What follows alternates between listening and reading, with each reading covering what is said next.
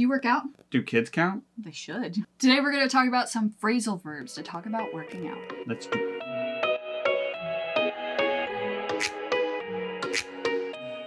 What's up, guys, and welcome back to Wide World Friends English. We're back with another phrasal verb video. Like we say a lot of times on these phrasal verb videos, we do them because they're really difficult. Sometimes they're inseparable. Sometimes you can separate them. Where do you put? Why do we use that preposition? They're complicated. So that's what we do when these videos, we break them down. We try to give you examples so that you can be able to better use them when apparently you are working out. Sometimes phrasal verbs make sense because the preposition being used has a direction. It makes sense to get up from the couch, right? You're standing up.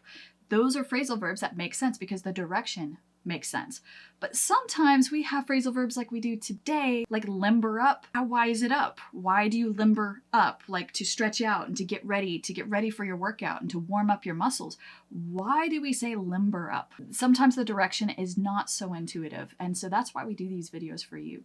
So let's jump in with limber up. Limber up means kind of like to stretch, to get ready, to warm up your muscles. I think that's the idea, is where it comes from, is up meaning warm up. After the warm up, which is a very normal noun for getting ready for a workout, after your warm up, you are ready to go. So limber up. You got to do those stretches so you don't pull something when you're running. So it also doesn't mean that you can like put on workout clothes or pull your hair back or anything like that. That's not what it means, but it means the actual stretching and warming up the muscles part. Like we've just been saying, warm up is a very, very good one to use because we also have a very normal noun that we use for this to say the warm up, as in the time before you exercise. So you can limber up in a warm up and you can warm up in a warm up. Ooh. So it basically means, get your muscles ready to go because you're about to work them.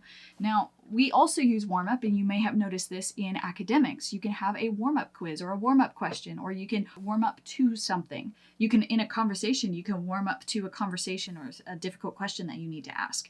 So to warm up has a lot of meanings, but it basically has this idea across the board of getting ready. Yeah. One that is slightly different with warm-up, though, is warming up food, and the fact that it's actually focused on the temperature. Of course, that would be getting food ready, but the idea is, hey, can you go warm up the oatmeal or warm up some leftovers? It means, yes, I'm getting it ready, but I'm not just getting it ready by putting it on a plate. I actually want it to be hotter than lukewarm. Yes. Here's a phrasal verb that really makes sense. Squat down, okay? But we don't say squat up. Have you noticed that? You can squat down, which means you've got your legs probably shoulder width apart and you squat down, whether you're doing that with a weight, whether you're doing that with dumbbells, or whether you're just squatting down with empty hands, just with your body weight. But the idea is that you're working your thighs, you're working your leg muscles, your lower back and your glutes, basically. Since squat means to bend your knees to go down, we only use it with down. We don't use squat up, we use stand up. So you squat down and you stand up. Sometimes they will omit the down altogether and just say, squat. Do some squats. Mm-hmm. And that's because squat down, you don't actually need the down necessarily. It's inherent in the meaning of squat. So it's kind of redundant. But we use down in order to emphasize, to put more weight on that term. Because if you do just a half squat, that's not going to do it. No, you got to squat all the way. And this is the verb form, right? You have squat, the noun, and you have squat, the verb. As opposed to squat down, one very common exercise is to do sit-ups or to sit up. Again, you have the noun, sit up, and then you have sit up, to sit up as the verb, the phrasal verb. Now, we can't use this one just as to sit as a verb without the up means to sit down on a couch or sit down on a chair. So you can't just take the preposition away from this one and get the same idea. So you need to use up in order to mean to sit up, to work your core muscles. The next one that we want to talk about is breathe in and breathe out, which this one's pretty intuitive. You breathe the air into your lungs and you breathe them out of your lungs. Yeah. You can also use breathe in to breathe in extra oxygen. You could breathe in helium from a balloon or something like that. Now, it's interesting. Sometimes when we say breathe in something, we don't say breathe out something, right? That's not typically what we say. It's interesting, you can breathe in a gas, but you might not be told or asked to breathe it out. Another one, maybe after your workout you do this, but you lie down. And again, this is pretty intuitive because down is the most lying place you can be. So to lie down is to just get on the floor and just lie down. So if you're about to do a sit up, one thing you need to do is to lie down on the floor. Be careful of this one because you might hear lay down as well. And to lay down is to put something down, to lay it down on the floor, usually something long. We wouldn't say lay down the dumbbells or lay down the weights. We wouldn't normally say that. We would say like lay down your yoga mat though, because it's something long and big, so you lay it down. Americans flip this around all the time. We'll say lay down on the floor in a class, meaning lie down. So it's interesting, even Americans will flip lie and lay, even though technically you lay an object down, but you lie down yourself. The next one is line up. Like, I want all of you guys to line up on the wall and we will choose the teams. Why do we say up? That doesn't make sense. Line up, line out, you know? This one is one of the ones where up is not as intuitive. It would make sense if everybody's sitting down and then you're saying, okay, line up, meaning like stand up and go stand in a line, right? But to line up is interesting. I don't know why we use up there. You also have a noun meaning of this is, hey, check out our lineup for this event. And that would mean we have speakers and they have a progression. They have time slots that they're going to do, but the lineup are the people that are going to be speaking at that event. One that we use all the time with Simon Says is stand up and sit down. And that's easy because it's the direction, stand up and then sit down. But notice that the verb is what's changing.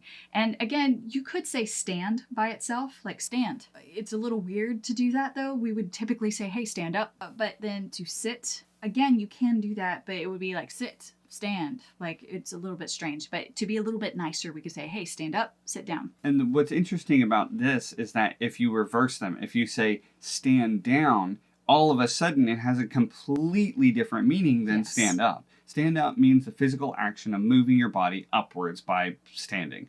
But stand down means that maybe there's a conflict. Back off. Means back off, back down, stop what you're doing. Everybody needs to cool down. Whatever progression you're doing, like police might say this in a firefight. They will say stand down, meaning we do not want to escalate this any further.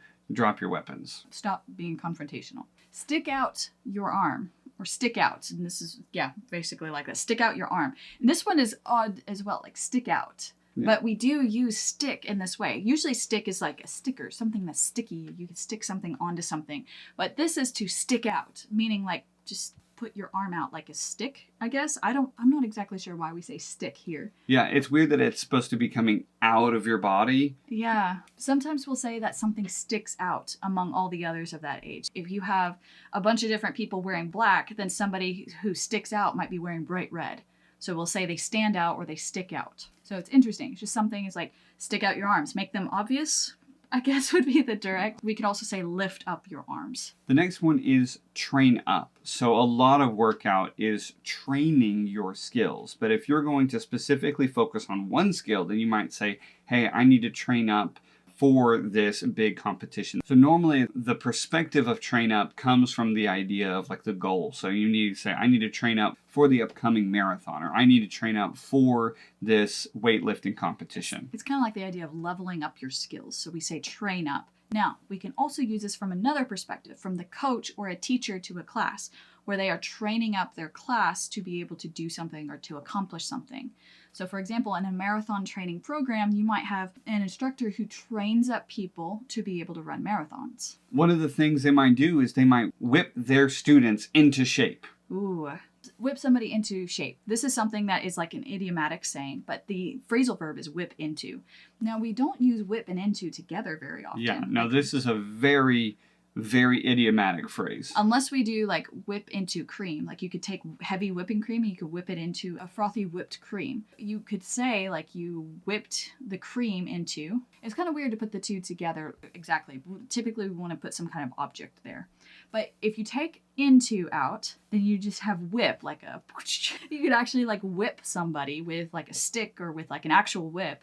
That would be not good. So don't drop the into out because it means like to train somebody up essentially, but to train them up in a very strict, regimented way. Yeah, I think that whip into shape, you really need all three together because the shape is the form of the person who would be doing it. So the person kind of becomes that person. They crawl into that person's shape so that they're ready for that marathon. This one's obvious, but The next one is work out. But workout has a lot of different ways that you can use it, okay? You can work out, you can have a workout, so you have a noun and a verb, right? But then you also have this thing where you can work out problems or work out an argument, or you can work out some kink in your skills, something that you're not able to do that you need to be able to do in order to run that marathon, for example. If you have trouble keeping pace or keeping a consistent pace, you need to work that out, okay? So workout has several different ways that we would use it. It's actually incredibly common across many different contexts.